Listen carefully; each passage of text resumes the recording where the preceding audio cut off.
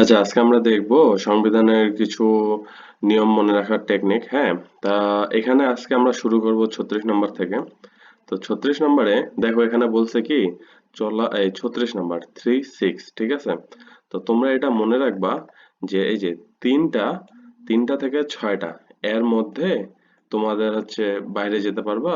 মনে করো তোমরা কোথাও থাকো ম্যাচে বা ভার্সিটির হলে, তোমরা মনে রাখবা 3টা থেকে 6টা পর্যন্ত তোমাদের বাইরে যাওয়ার সময় সাধারণত মেয়েদের যেই হোস্টেলগুলো থাকে সেখানে এই নিয়মটা থাকে। তো 3টা থেকে 6টা এটা হচ্ছে তোমাদের বাইরে যাওয়ার সময়, ঠিক আছে? তাহলে 3টা থেকে 6টা তুমি বাইরে চলাফেরা করতে পারবা, ঠিক আছে? ওখান থেকে আর কি এখানে আসছে যে 3টা থেকে 6টা 36 চলাফেরার স্বাধীনতা, ঠিক আছে? এভাবে মনে রাখবা আর কি, ঠিক আছে? তারপরে এখন তুমি যদি চলাফেরা করতে পারো বাইরে, মনে করো গেলা ভার্সিটির বাইরে, তখন তুমি দেখবা যে আশেপাশে সমাবেশ হচ্ছে, ঠিক আছে? বা কোথাও মানুষ জড়ো হয়ে আছে এরকম, ঠিক আছে? তো দেখলা, ঠিক আছে? এখন তুমি দেখে সেই সমাবেশ থেকে অনেক কিছু শিখতে পারো, তো ঠিক আছে? তো তুমি মনে রাখবা যে চলাফেরা 36, তাহলে এরপরেই সমাবেশের স্বাধীনতা, ঠিক আছে? সমাবেশ দেখতে গেলা আর কি।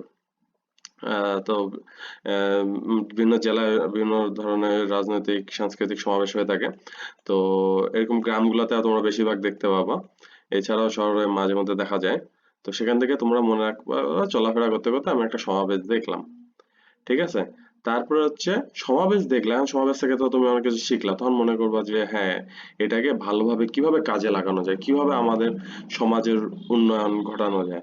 তো সেখানে তুমি কয়েকজন বন্ধু মিলে চিন্তা করলা যে না, আমরা একটা সংগঠন করি, সেই সংগঠনে আমাদের লক্ষ্য থাকবে এরকম যে আমরা গরিব যারা শিশু আছে তাদেরকে আমরা ফ্রিতে পড়াবো। তখন তোমরা মিলে মনে করে এরকম একটা প্রতিজ্ঞা করলা যে হ্যাঁ, আমাদের আজকে থেকে এই সংগঠনটার নাম এই, আমরা এই সুবিধা দিয়ে থাকবো, ঠিক আছে?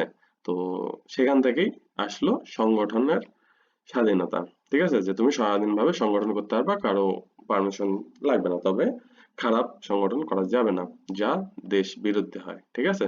তো তাহলে কি বললাম যে চলাফেরার স্বাধীনতা 3টা থেকে 6টার মধ্যে করতে হবে, ঠিক আছে? তাহলে চলাফেরা 3টার মধ্যে 6টা। এখন তুমি তোমার বন্ধুর সাথে 6টা হাঁটতে হাঁটতে গেলা আর দেখলা যে মাঠের একদিকে সমাবেশ হচ্ছে, তাহলে 37, 36-এর পর কত আসে বলো? 37। এখন সেটা থেকে তুমি সিদ্ধান্ত নিলা যে আমরা তাহলে একটা সংগঠন করব, ঠিক আছে? এখন সংগঠন করলা, ঠিক আছে? আচ্ছা, তো এটা বুঝলা, সংগঠন করলা, ঠিক আছে? এখন তোমরা চিন্তা করতে পারো যে হ্যাঁ, এখন তোমরা সংগঠন করবা, সংগঠন করলা, ঠিক আছে? তারপরে আসলো 39। 39 এটা তোমাদেরকে তিনটা, এই যে 39 39, 3 থেকে 9, হ্যাঁ, তার মানে তিনটা থাকবে: চিন্তা, বিবেকের স্বাধীনতা, বাক স্বাধীনতা, ঠিক আছে? তুমি চিন্তা করার স্বাধীনতা পাবা, কথা বলার স্বাধীনতা পাবা, ঠিক আছে? স্বাধীনভাবে চিন্তা করারও স্বাধীনতা পাবা, এটা হচ্ছে 39। আচ্ছা, তোমরা সাধারণত উম, জানো যে এসএসসি এইচএসসি তে বোর্ড পরীক্ষা যেগুলো হয় সেখানে সাধারণত 5-এর মধ্যে কাউন্ট করা হয়, মানে টোটাল জিপিএ 5 বলে না, তো 5-এর মধ্যে অনেকে পায় 4.9, অনেকে 5/5 পায়, ঠিক আছে? কিন্তু ভার্সিটিতে তোমরা জানো যে এটা 5-এর মধ্যে কাউন্ট হয় না, এটা কিন্তু 4-এর মধ্যে কাউন্ট হয়।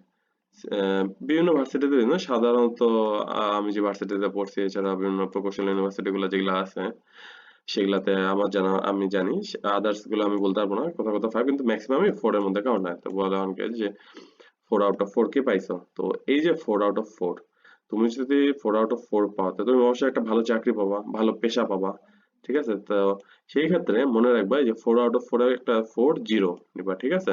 তাহলে কত হয়? 40, ঠিক আছে না? তাহলে এই দেখো 40-এ পেশা বা বৃত্তির স্বাধীনতা, ঠিক আছে?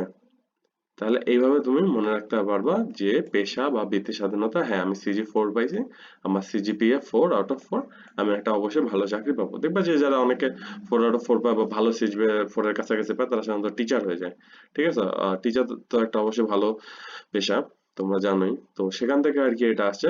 হ্যাঁ, মানে এইভাবে মনে রাখবা, আসছে তো বলা যায় না আর কি, মনে রাখবা। আচ্ছা, এই যে দেখো 42। আচ্ছা, তো এই জিনিসটা দেখো, সম্পত্তির অধিকার, হ্যাঁ, সম্পত্তির অধিকার, মনে করো সম্পত্তির অধিকারটা তোমরা মনে করো 4 ভাই, 4 ভাই, সরি 4 ভাই বোন, এর মধ্যে 2জন ভাই আছে। তো মনে করো সাধারণত বোনদেরকে বোনদের অধিকার দুই দুই করে হিসেবে সমান ভাগে ভাগ করতে লাগবে, দুই ভাই সমান ভাগে পাবে আর কি, চারজন আহ, ইয়া চারজন তোমরা ফ্যামিলি মেম্বার, সেখানে দুই ভাই আছে, তাহলে দুই ভাই কি সমান সমান করে পাবে না? সম্পত্তির অধিকার দুজনের সমান সমান না? মনে করো 4 শতক জমি আছে, হ্যাঁ, এখন তোমরা আছো দুই ভাই, তাহলে দুই ভাই কি দুই দুই করে পাবা না? তাহলে 42, দুই দুই করে হইলে এইভাবে মনে রাখবা সম্পত্তির অধিকার 42। ঠিক আছে, তারপরে এই যে দেখো এই জিনিসটা একটু সোজা আছে, গৃহ যোগাযোগ। হ্যাঁ, এই জিনিসটা তোমরা মনে রাখতে পারবা।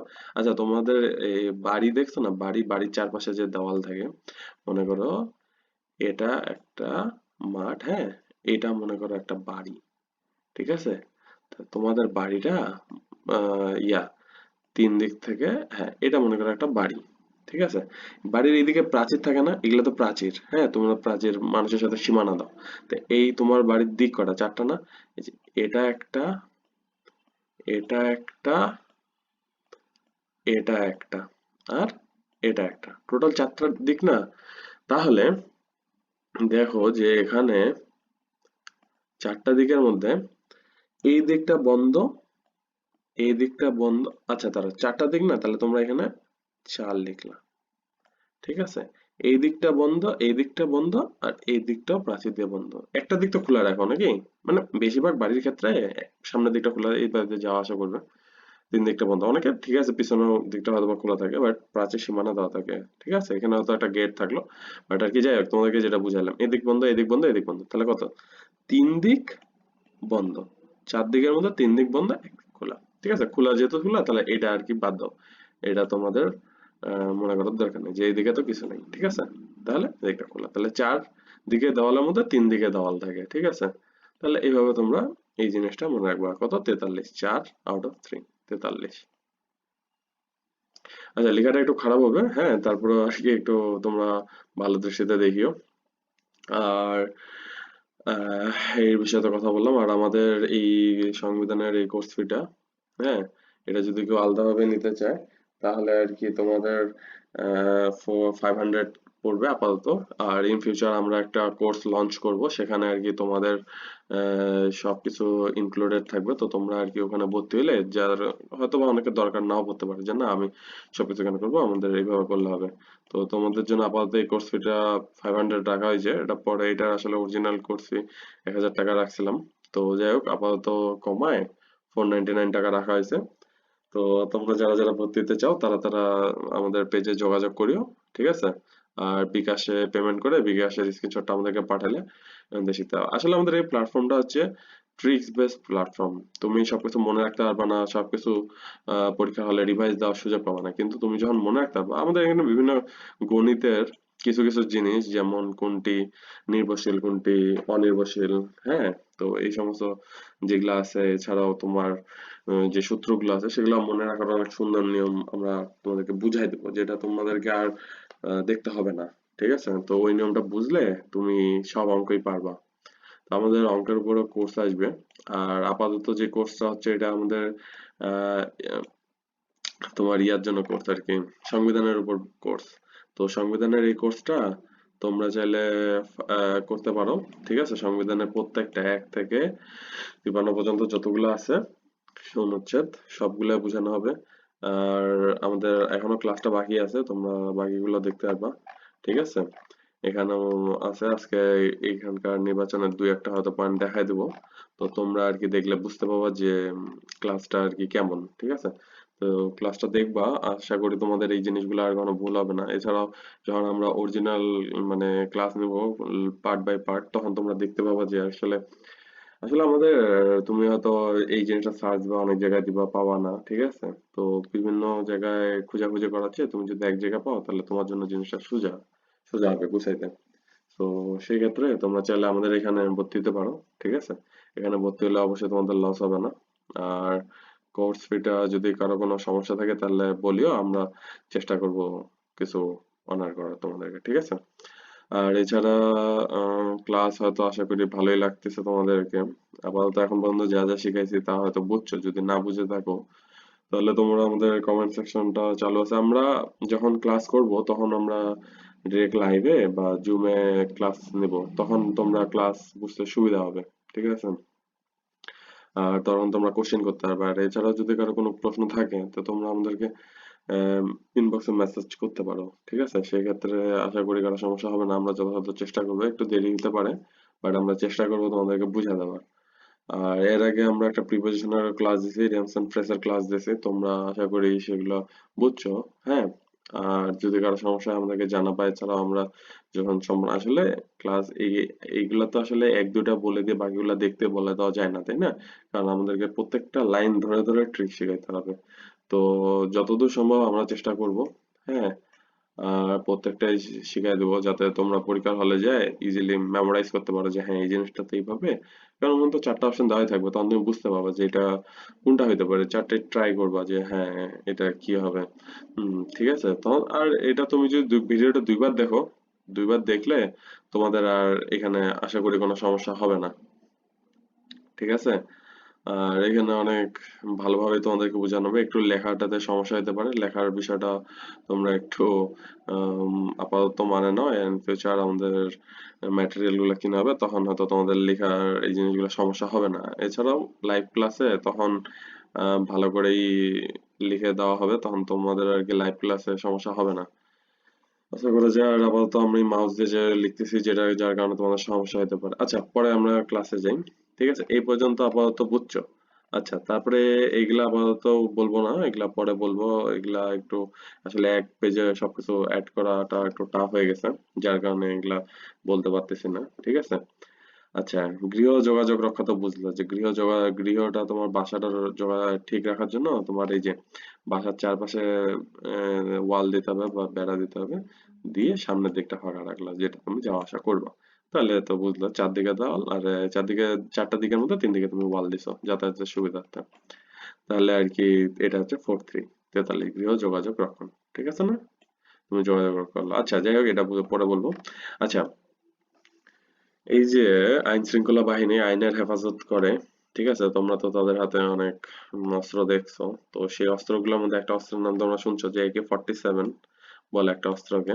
ঠিক আছে, এই যে এই অস্ত্রটা, যে এটা যেটা দেখতে পাচ্ছ, হ্যাঁ, অ্যানিমেশনটা, এটা তোমরা জানোই। ঠিক আছে, তো এইটা দিয়ে দেখবা যে তারা হাতে নিয়ে বেড়ায় না, যদি কোনো সন্ত্রাসী ধরতে যায় বা ডাকাত বা চোরাচালান রোধ করতে চায়, তখন কিন্তু তারা অস্ত্র নিয়ে যায়, নাহলে তাদের উপর আক্রমণ হইতে পারে। তো ঠিক আছে, তো এই অস্ত্রটার নাম কি জানো? তারা কি করতেছে বলো দেখি? এই অস্ত্রটা নিয়ে আইনের হেফাজত করতেছে। ঠিক আছে, আইনের হেফাজত করার জন্য তাদের এটা ব্যবহার করতে হয় মাঝে মধ্যে। তো তুমি এইটা থেকে মনে রাখবা, AK-47, 47 মানে কি? অস্ত্রটা। ঠিক আছে, আর এটা কি করতেছে? আইনের হেফাজত করতেছে। ঠিক আছে, তাহলে এই যে দেখো, কতিপয় আইনের হেফাজত, এটা হচ্ছে কত? এটা হচ্ছে এই যে 47। ঠিক আছে, এটা কি আর ভুলবা কখনো? এটা তুমি বলো, তোমরা বলো যে এটা কে কে ভুলবা যে হ্যাঁ স্যার আমি এটা দুইবার দেখার পরও আমি ভুলে যাব। ঠিক আছে, যাই হোক, এটা তোমরা পরীক্ষা হলে আসলে ইজিলি পারবা। ঠিক আছে, তো এগুলা বাকিগুলো দেখালাম না, এগুলা সব আবার ক্লাসে তোমাদেরকে সুন্দর করে দেখানো হবে। আচ্ছা, তারপরে আমরা যাই। হ্যাঁ, আচ্ছা, তোমরা তো সবাই CR7 কে চিনো তাই না? ক্রিস্টিয়ানো রোনালদো কে তো সবাই চিনো। হুম, ওকে কি বলা হয়? CR7 না?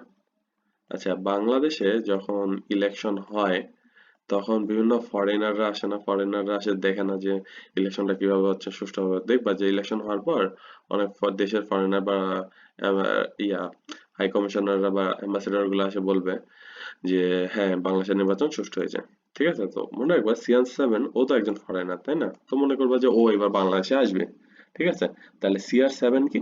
ও জার্সি নাম্বার 7, তার মানে CR7 কি? ইলেকশন আসছে, তার মানে ইলেকশন তোমার 7 নাম্বার 7 নম্বর ভাগে বলা আছে। এই যে এটা আর কি একটু ঢাকে গেছে। হ্যাঁ, তোমরা আর কি দেখবা পরে। ঠিক আছে, আমি আপাতত বলতেছি। তো এই যে 7 নম্বর ভাগে CR7 ইলেকশন। ঠিক আছে, তো এইটা তো আপাতত এতদূর বুঝছোই তোমরা। হ্যাঁ, তারপর আচ্ছা, এখন মনে করো একটা নির্বাচন কমিশন। হ্যাঁ, প্রথমে মনে করি এই দেশ যখন 1971-এর পর স্বাধীন হইলো, তখন কি এই নির্বাচনের জন্য তো একটা প্রতিষ্ঠান দরকার তাই না? তো নির্বাচন কমিশনটাকে তো আগে প্রতিষ্ঠা করতে হবে। তাহলে সবার আগে কি? প্রতিষ্ঠা। ঠিক আছে, সবার আগে প্রতিষ্ঠা। এই প্রতিষ্ঠা করতে গেলে তোমাকে তো ফ্লোর বানাইতে হবে। তুমি মনে করবা 111টা, এই 118টা ফ্লোর আছে এই অফিসে, ঠিক আছে? 118টা ফ্লোর বা 118টা রুম, মনে করবা যে এই অফিসে 118টাই রুম আছে। তাহলে দেখবা যে তোমাদের আর ভুল হবে না, ঠিক আছে? তো তাহলে ইলেকশন কমিশন কত ফ্লোর আছে? 118টি ফ্লোর আছে। এখন 118টা ফ্লোর আছে, ঠিক আছে? তো এই যে 18টা ফ্লোর, এর মধ্যে তো গ্রাউন্ডে একটা ফ্লোর থাকে, বা তোমার মনে করো ইয়ে, হ্যাঁ, আচ্ছা দাঁড়া একটু, অনেকক্ষণ ধরে বলতেছে তো একটু রেস্ট নেই একটু। হ্যাঁ, আচ্ছা, এখন দেখো এই 118টা ফ্লোরের দায়িত্বে সবসময় মনে করো কাজ এক এক করে বৃদ্ধি পাবে, ঠিক আছে? 118টা ফ্লোরের দায়িত্বে তোমাকে 119টা দায়িত্ব দিতে হবে। মনে রাখবে 118টা ফ্লোরের দায়িত্ব 119 জনকে আমি দেবো, ঠিক আছে? বুঝছো? আর 119টা দায়িত্বের জন্য আবার এক বাড়ে যাবে। তাহলে এক বাড়ে গেলে কত হচ্ছে? 120। 119টা দায়িত্বের জন্য 120 জন আমাকে কর্মচারী রাখতে হবে। কারণ মনে করো প্রত্যেকটা ফ্লোরে এখানে মনে করো 119 জন দায়িত্ব বানানো হচ্ছে, কিন্তু গেটে তো একজন থাকে না, যে গেটে মনে করো একজন পাহারা দেবে। তো ও তো ফ্লোরের বাইরে, তাই না? তো ওকে মনে করো কাউন্ট করতে হবে। তাহলে 120 জন, দায়িত্ব কিন্তু 119টা, কিন্তু কর্মচারী দেখো 120টা, কারণ গেটম্যান কেও তোমাকে কাউন্ট করতে হবে, ঠিক আছে না? তো যাই হোক, এই এই পর্যন্ত হয়তো এই তিনটা তোমরা মনে রাখতে পারবা। 18টা ফ্লোর আছে, 18টা ফ্লোরের 119টা দায়িত্ব আছে, 19 জনের জন্য 120 জন কর্মচারী রাখা যায়। এইটুক তোমরা মনে রাখলা, ঠিক আছে? এখন মনে রাখবা, যেহেতু তোমরা তো এটা বুঝতে পারবা যে 100-এর উপর, এখানে দেখো প্রতিটা এলাকায় একটি মাত্র ভোটার তালিকা থাকবে, ঠিক আছে? তার মানে প্রথম দুটা বাদ দাও, যে এই যে লাস্টে এক দেখছো না, লাস্টে এক মানে একটাই তালিকা, ঠিক আছে? তালিকা কয়টা? একটাই কাগজে একটাই তালিকা, ঠিক আছে? তাহলে তালিকা বললে লাস্টে দেখবা ওয়ান আছে কয়টা, ওইটা, ঠিক আছে? আচ্ছা, এখন দেখো, আহ এটা নাম, এই ভোটার তালিকায় নাম ভুক্তির যোগ্যতা, ঠিক আছে? এখন তুমি চিন্তা করতেছো যে ভোটার তালিকায় তোমার নামটা আসলো না কেন, তোমার নামটা যোগ্যতা সম্পন্ন হইলো না কেন, ঠিক আছে? তুমি বলতে গেলা, তুমি মনে করো 122 টাকা দিয়ে বললা যে এই, আবেদন করলা, বললা যে আমার তো যোগ্যতা আছে, এটা হয়নি কেন? তখন তোমার মনে করো যেটা সরকারি ফি 122 টাকা, সেটা দিলা, ঠিক আছে? ওটা দিলা, সরকারি ফি তো কমই হয়, তাই না? তো মনে করো 122 টাকা দিলা, তখন বললো যে হ্যাঁ, আবার তোমার রিকানেকশন করে দিল, দিয়ে বললো যে হ্যাঁ তুমি এলিজেবল, ঠিক আছে? মানে তুমি যোগ্যতা অর্জন করছো। তাহলে কি বলো দেখি, 122 টাকা তুমি ফি দিয়ে তুমি তোমার কারেকশন করে নিলা, যোগ্যতা মানে তালিকাটাতে তোমার নামটা ইন করলা। আচ্ছা, এটা দেখো, এটা খুব ইন্টারেস্টিং। নির্বাচন অনুষ্ঠানের সময়, আচ্ছা এই যে বলে না 5টার সময় কাউন্টিং বন্ধ হয়ে যাবে, বা 3টা 4টা, মনে করো শীতকালে ইলেকশন হচ্ছে তখন তো তাড়াতাড়ি, মনে করো কিছু জায়গা আছে, আসলে শীতকাল না, কিছু জায়গা আছে যেখানে 3টার দিকে বন্ধ করে দেয়। তো তোমরা মনে রাখবা 3টার মধ্যে আমাকে ভোটটা দিয়ে আসতে হবে। তুমি কেন 5টা পর্যন্ত টাইম নিবা, তাই না? তুমি 2 ঘন্টা হাতে রাখে 3টার মধ্যে ভোটটা দিয়ে চলে আসবে, ঠিক আছে? তাহলে নির্বাচন অনুষ্ঠানের সময় তোমরা তো সিরিয়ালে দাঁড়াও না, একজনের পর আরেকজন, আরেকজনের পর আরেকজন, ঠিক আছে? তাহলে প্রথমে কে? এক, দ্বিতীয় জনকে দুই, তৃতীয় জনকে তিন, তাহলে কত হলো? 1 2 3, তাই না? তাহলে অনুষ্ঠানের সময় তোমরা সিরিয়ালে দিলা যে তোমার আব্বু গেল একটার দিক, তোমার আম্মু গেল 3টার দিক, আর তুমি গেলা, এই সরি, তোমার আম্মু গেল 2টার দিক, তুমি গেলা 3টার দিক, তাই না? তাহলে সিম্পল এই জিনিসটা, বুঝলা তোমরা? আশা করি এটাতে আর তোমাদের কোনো সমস্যা হবে না, ঠিক আছে? আচ্ছা যাই হোক, বাকিগুলো আমরা পরে বুঝাবো। এটা অবশ্যই একটু বুঝা দেওয়া যেত, যে সমস্যা নেই, আমাদের ক্লাসে তোমরা দেখতে পাবা, কোর্স আসলে। কোর্সের, এই কোর্সের ফি অনলি 499 রুপি রাখা হয়েছে, যেটাতে তোমরা আর কি চাইলে ভর্তি হতে পারো। ভর্তি হলে দেখবা যে তোমরা সবার চেয়ে আগে যাবে। দেরি করে ভর্তি হচ্ছে, তাড়াতাড়ি ভর্তি হওয়া ভালো, তাহলে তোমরা সবকিছু আগে থাকবা, ঠিক আছে? আর আজকের ক্লাস এই পর্যন্তই, ঠিক আছে? এখানে যদি কারো কোনো বুঝতে অসুবিধা হয় তোমরা বলতে পারো, হ্যাঁ? আর আপাতত আমাদের এই কোর্সটা তোমরা ফেসবুকেও পাবা, তারপর ইউটিউবেও পাবা। ফেসবুকে যে বিসিএস ট্রিক্স লিখতে পারো বা ইউটিউবে যে বিসিএস ট্রিক্স লিখতে পারো, তো যাই আমাদের পেজটা তোমরা সাবস্ক্রাইব করে দিও, ফলো করে দিও ফেসবুক পেজটা, ঠিক আছে? দিও, তাহলে তোমরা এই ক্লাসগুলো সবসময় আপলোড পাবা। আর ইন ফিউচার তোমাদের যদি কোনো সমস্যা হয় তোমরা আমাদেরকে জানাবা, আমরা সর্বাত্মক চেষ্টা করবো তোমাদের পাশে থাকার। আর আমাদের আপাতত একটু টাইট শিডিউল চলতেছে, যার কারণে আমরা সেরকম ক্লাস দিতে পারতেছি না। তারপরও চেষ্টা করবো যে তোমাদেরকে কিছু জিনিস শেখানোর, ঠিক আছে? আর যাই হোক, আশা করি ক্লাসটা ভালো লাগছে। এখানেই আজকের মতো শেষ। আল্লাহ হাফেজ, ভালো থাকবেন, আসসালামু আলাইকুম।